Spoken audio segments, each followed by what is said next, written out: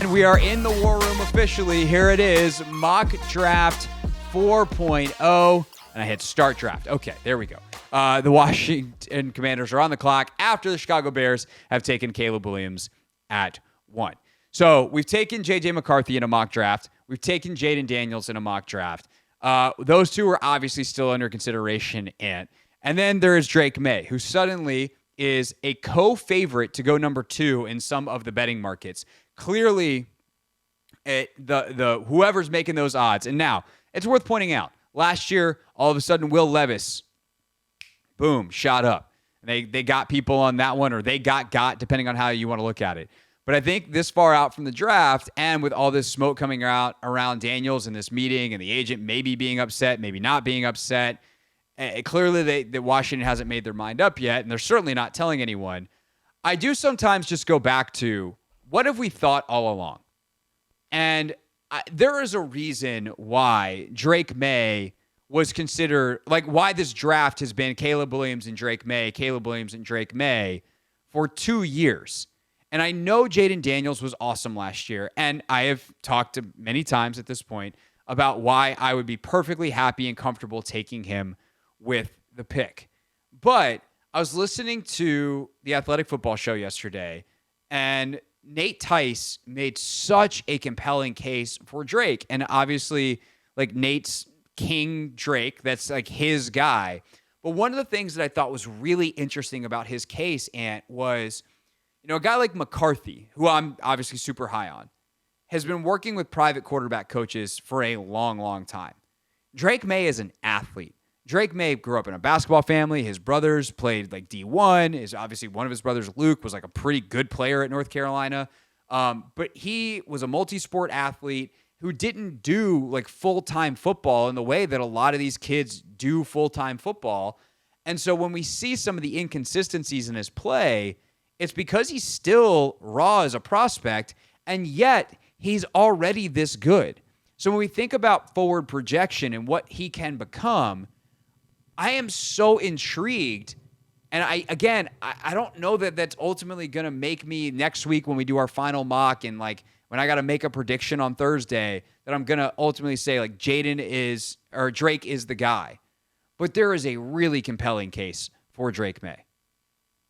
Yeah, I think all the things that you just mentioned, but also just I think who he was at UNC, like he had to go through some adversity this year. O-line wasn't all that good. That's being nice. O-line wasn't all that good. Lost some talent, and he still went out there, performed, and did the best that he could. And that's really all you can ask for out of your star quarterback. But I think when it comes to taking him in at number 2, I just think even if you do view him as a project, as somebody that needs a little bit more work, that's why you went out and got a guy like Marcus Mariota, where you can actually, sit behind him, wait until Drake Maye, develops, and then go from there. A lot of this boils down to coaching, and then also who the player is. So if they believe Drake Maye to be a great leader on and off the field, I think it makes sense to me. I think you may. Well, so one thing before everyone in the comments, when we post this for the on-demand version, jumps on and. Like, that's not to say, like, oh, yeah, they signed Marcus Mariota. They're actually set at quarterback. But, if Marcus has to start a couple of games, he'll start you a couple games, and it is what it is. But he's a guy that's been a number 2 pick and been around and, can be a good mentor. But I think that the project narrative maybe has even gotten out of control with Drake Maye. He is certainly someone who needs work to get to his ceiling. But I think what you said is accurate. Look at what he is right now. Like, it's not like he's terrible. It's not like he's unplayable. If you started Drake Maye week 1, it's going to be real rocky up and down. Mm-hmm. But it's not like he's unplayable. It's not like he's not worth the number 2 pick. It's just that he is so talented yet so raw that he can grow into something really potentially special. And I think that Robert Mays on that same show with Nate and Dane the other day, this was the Our Guys edition of the Athletic Football Show. If you want to check it out this weekend, it's a really, really good edition of their podcast. But Robert said, we talk about with Jaden, for instance, how his running ability gives him a floor that you can play him, and there's only so bad he can be because of how good he is as a runner and as a scrambler. Drake Maye is an elite scrambler as a prospect. Again, the second most 10-plus yard runs in Division I over the last couple of years behind Jaden Daniels is Drake Maye. And so, again, he scares the bejesus out of me because there are times it looks like he just forgets how to play football. But at 21 years old, with the lack of experience, again, his senior year of high school canceled because of COVID, like all the adversity he's been through, and he's still this good. And also because we're doing this for entertainment, and we've already taken Jaden Daniels in one and J.J. McCarthy in another. Mm-hmm. I say we take Drake Maye here and see what the draft falls like from here with the rest of it. So that's the argument for Drake Maye. Yes, there are arguments against it. Yes, there are arguments just as strong for Jaden. And I think there's a really strong argument to be made for J.J. McCarthy. But in this particular edition of this mock draft, for funsies, we're going to take Drake Maye. And then let's see what happens. Jaden Daniels, 3. Malik Neighbors, 4. Marvin Harrison, 5. McCarthy, 6. Adunze, 7. Oh, that's interesting. Wait, can I pause that for a second? Adunze, 7. No Joe Alt, 7. So that's Brian Callahan getting his way as the head coach over his dad in Bill Callahan, which pushes Joe Alt down to 9. But it actually doesn't change the top 9 players the way that most people have them. So I think that's worth noting. Brock Bowers, 10. That's good for the Commanders because that's one place that a tackle could go. All right, let's pick things back up. Kenyon Mitchell, Terrion Arnold. Oh, we got a quarterback run. JT Latham, Troy Fontenot, Talisi Fuaga, Jared Verse, Brian Thomas, Fashanu, Murphy, Barton, A.D. Mitchell. All right, the Eagles are on the clock. We have not seen Amarius Mims go off. I'm going to draw a cutoff at 25, Ant. If Amarius Mims is still on the board at 25, I think we need to consider. Although, dude, if that's the case and Mims is still on at 25, I'm willing to get to like 27 and see if Guyton's still there. Because getting to 27 is even easier than 25. Yeah.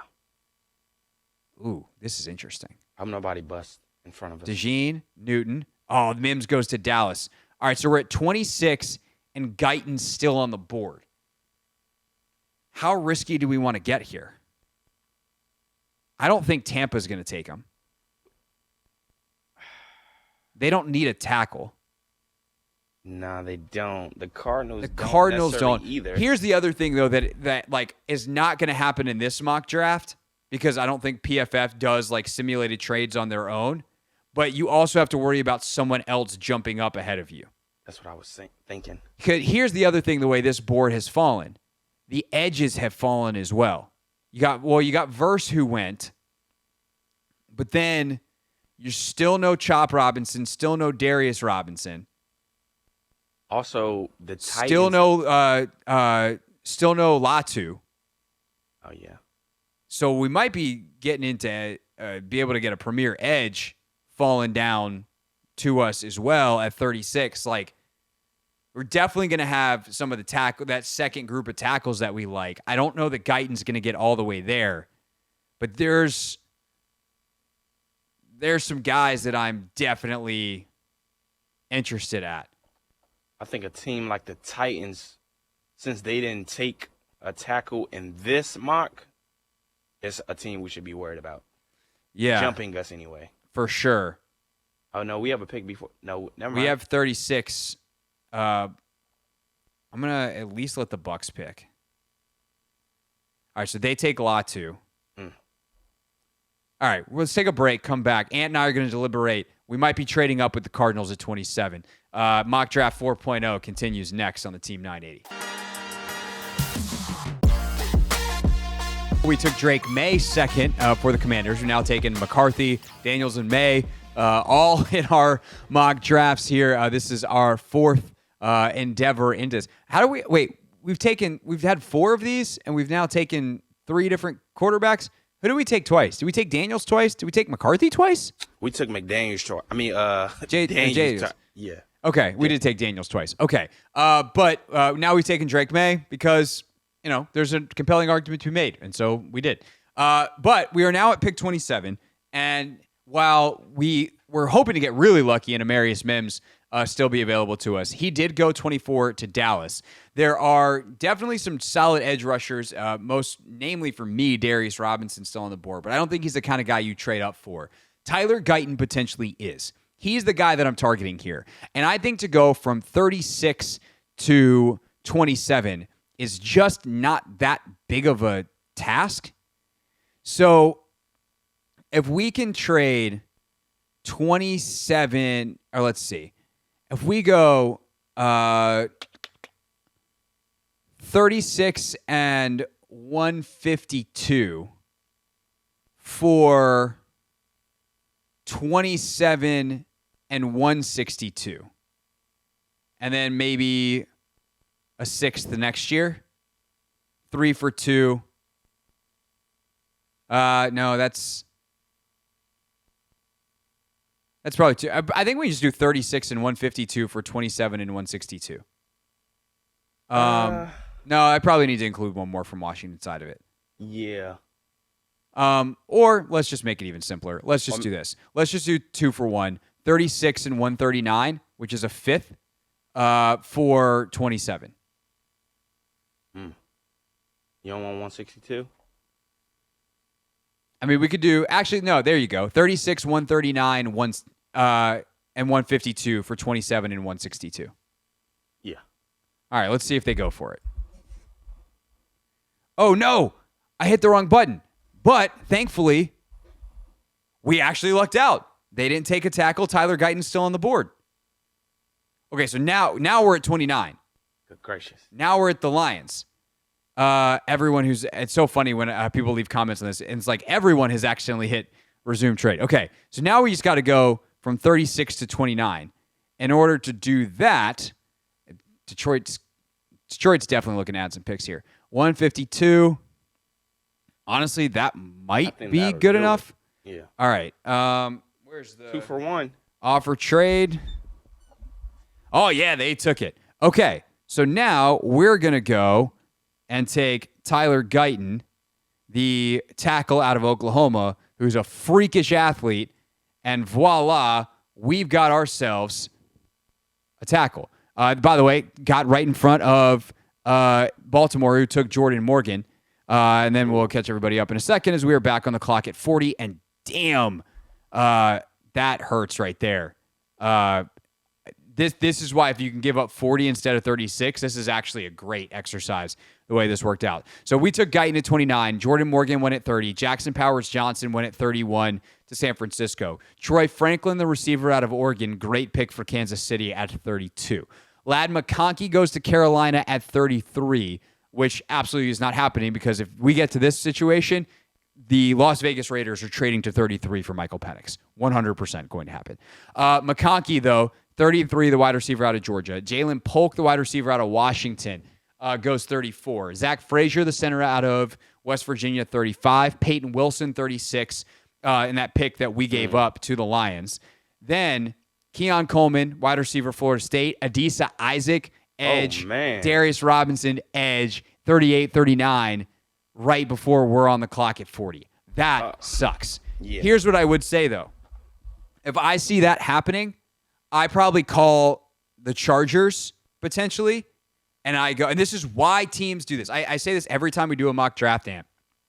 The reason teams go through these exercises is because they want to understand, okay, if I trade or if I do this, what do the teams around me need? If I have a guy that falls, who do I need to get in front of? Because I think Isaac and Robinson are two of the edge players that Washington is definitely targeting. And if you think that they could go to either New York or Tennessee, you call the Chargers and you give them a 7th rounder to move up from 40 to 37. Man. But I was trying to catch up on the trades and who got picked, and I didn't. The draft was moving too fast in mock draft world here.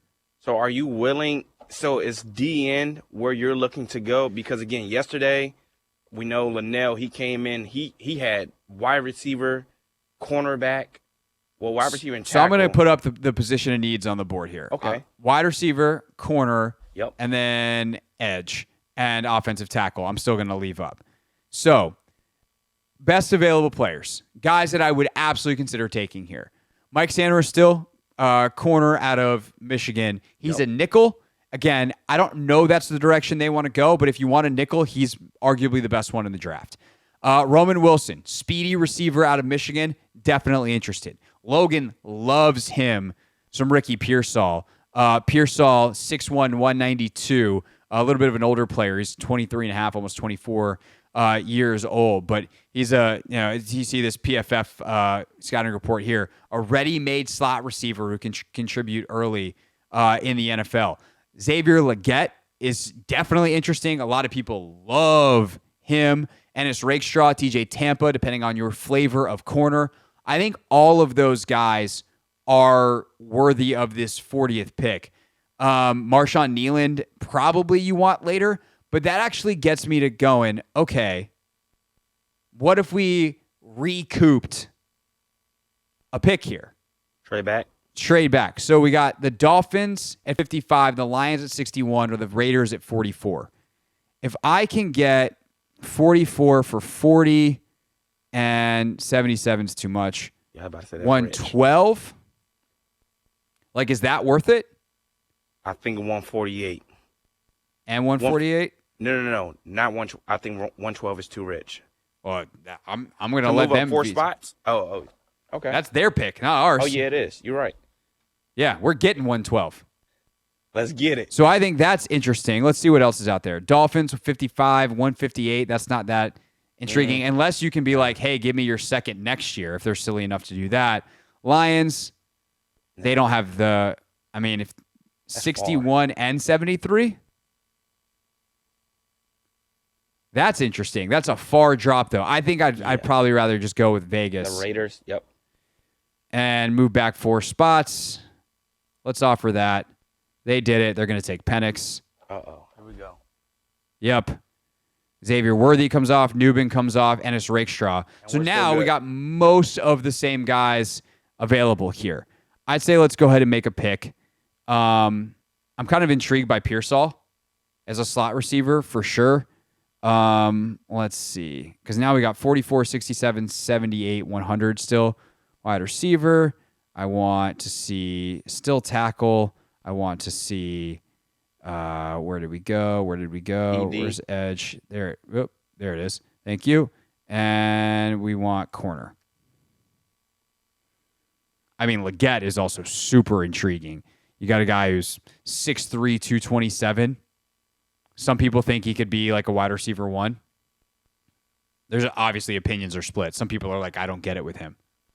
Yeah. So I'm going to narrow this down to Legette if we want an outside receiver, Pearsall if we want an inside receiver, or...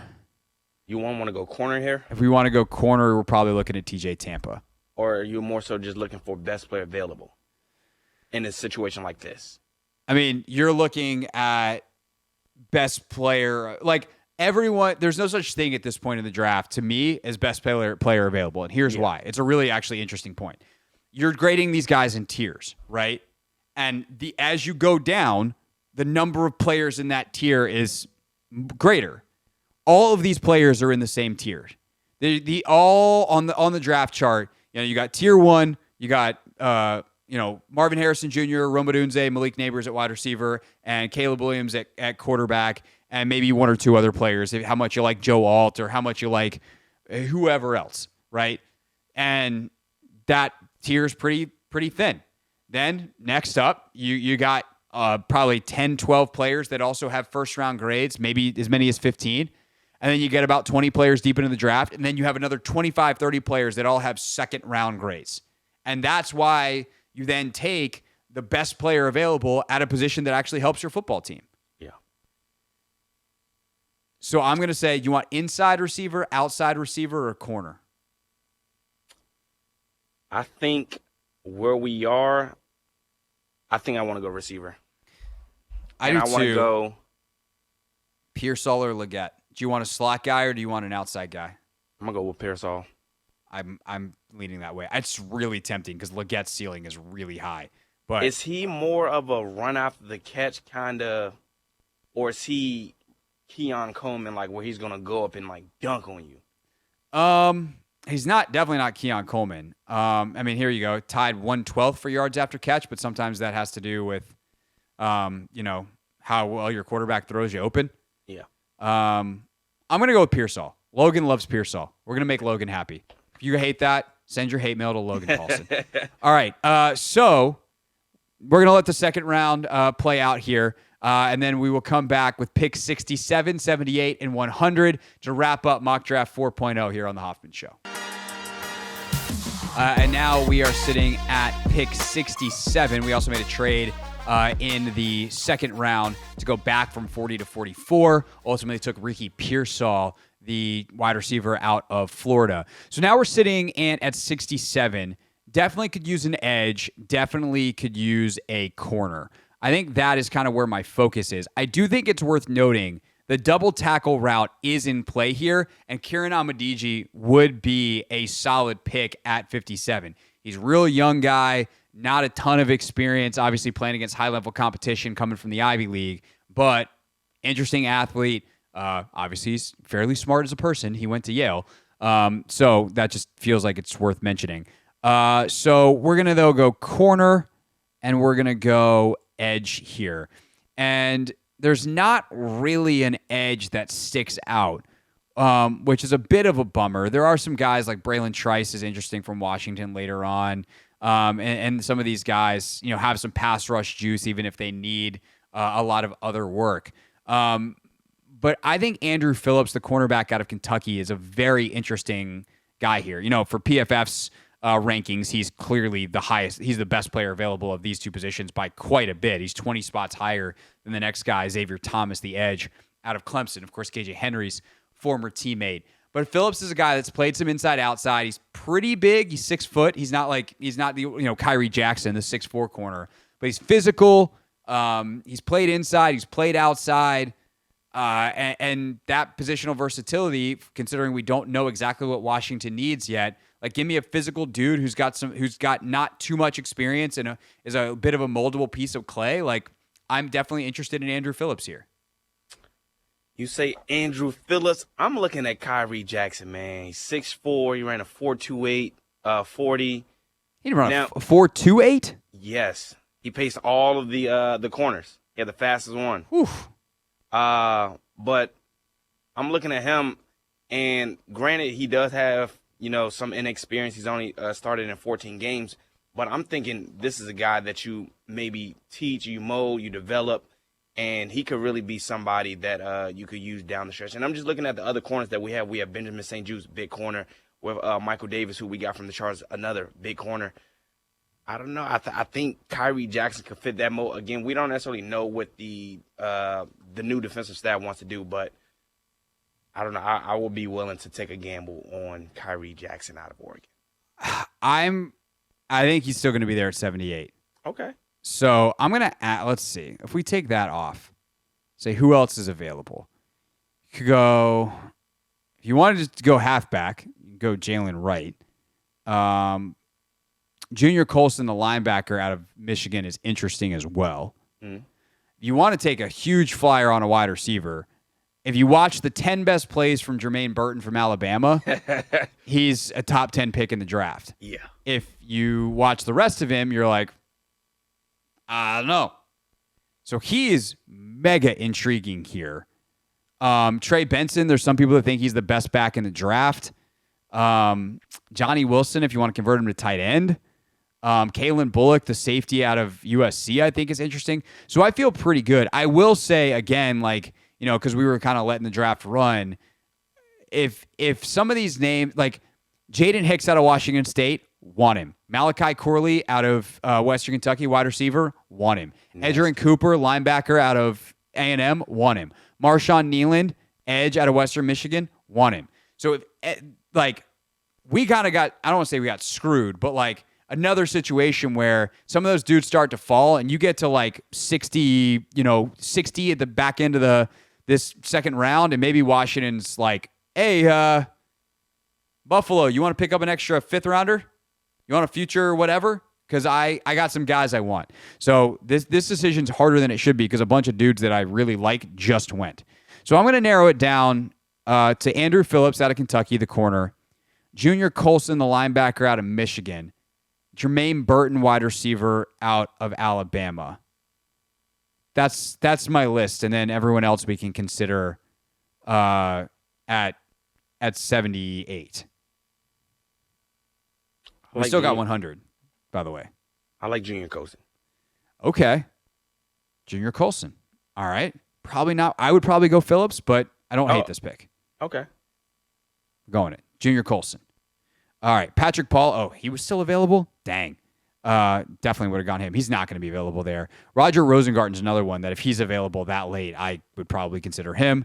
All right, so now we're back up at 78. I'm like, should I check the tackles? I forget sometimes that PFF's tackle rankings are terrible. Puny, this is too rich for him. He's definitely the next guy, though. Okay, so now we lost a couple of those guys, but not too many. We lost, obviously, Andrew Phillips. We lost Amadiji. We lost Coleman. We lost Burton. So now if you want to go corner and go, because we didn't go corner last time. Now if you want to go Kyrie Jackson, I'm down. I will say Kalen Bullock is really interesting, super physical, safety, but it can also play some center field. So he's interesting. These backs are interesting. Marshawn Lloyd, Ray Davis. Jalen McMillan as a wide receiver is also interesting. He's probably playing... he was obviously with Michael Penix and did a really nice job last year for them.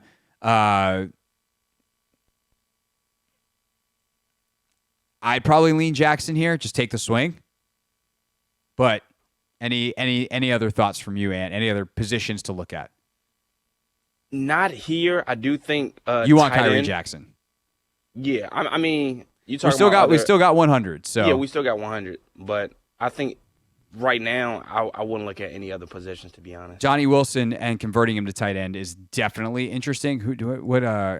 Eric All, Cade Stover, Ben Sinnott, like those guys are all. I'd say if we want to look at one of them at 100, that's good with me. We'll take Kyrie Jackson here at 78. Then you see Wilson come off the board. Michael Pratt, the quarterback, I should say, out of Tulane, goes to the Rams. McMillan goes to the Cowboys. Bucky Irving to the Packers. Cooper Beebe is a guard that a lot of people like. He goes 93 to Baltimore. And then we are on the clock. Eric All, Cade Stover, Ben Sinnott. Sinnott's like a crazy athlete, if I'm thinking of the right guy. Jack of all trades who can line up in the backfield on the line of scrimmage and at receiver. Versatile type of guy. Good understudy for Zach Ertz for sure. Well-rounded for Cade Stover. High floor role player with tight end one potential. And then, you get a tight end out of Iowa. Hard to pass up. Don't have a full scouting report from PFF on Eric All. He's 92 on their big board. That's my guy. That's your guy? Just take the tight end out of Iowa? They have a good track record. They sure do. All right, Eric All wraps up our mock draft. Hey, we earned a PFF award. I don't know what that's for, Ant, but we did it. So that is our mock draft for today. Mock draft 4.0. Drake Maye, Tyler Guyton, Ricky Pearsall, Junior Colson, Kyrie Jackson, Eric All. We get a pretty good grade. We got an A+ for May, B+ for Guyton, B- for Pearsall. They didn't like the Colson pick as much. Well, screw you. Overall draft grade, A- from PFF. And that's what everyone lives for, Ant, is their draft grade from PFF. This is the Hoffman Show on the Team 980 and the Odyssey app.